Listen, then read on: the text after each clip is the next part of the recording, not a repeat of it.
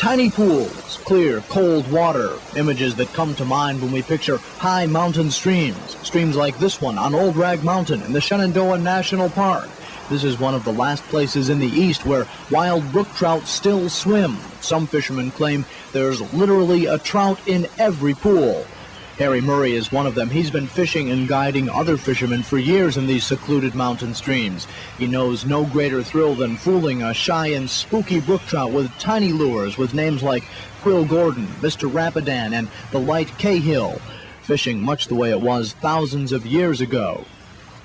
But environmentalists say acid rain threatens all of that eventually this water would become so acidic the brook trout would die out. And the disappearance of the brook trout, like a canary in a coal mine, is a signal that things are going to get worse. If we do have an acid rain problem, we're going to lose the last real stronghold of brook trout in the east. There's some brookies in some of the lakes up north, and North Carolina is doing some wise management to try to get them back.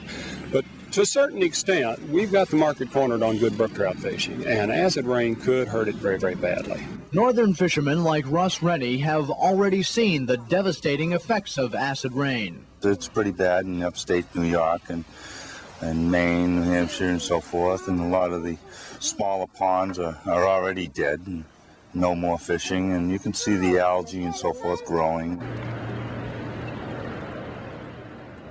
Studies show rain that now falls in the park is as much as 40 times more acid than normal.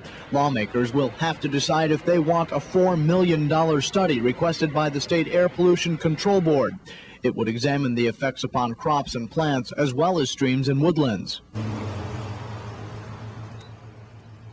Many people might say $4 million is too much money. After all, what difference does one fish or a bunch of trees make?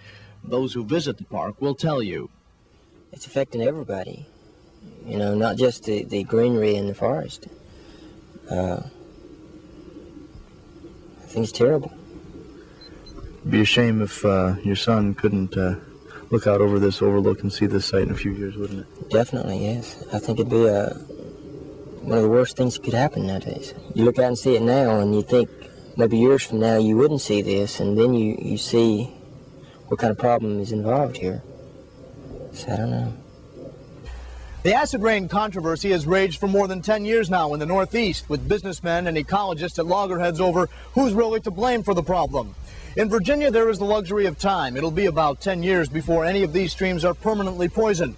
But ecologists such as Jim Galloway at the University of Virginia say if we don't start working on the problem right now, in 10 years, it will be too late. In the Shenandoah National Park, John Carlin, WTVR News 6.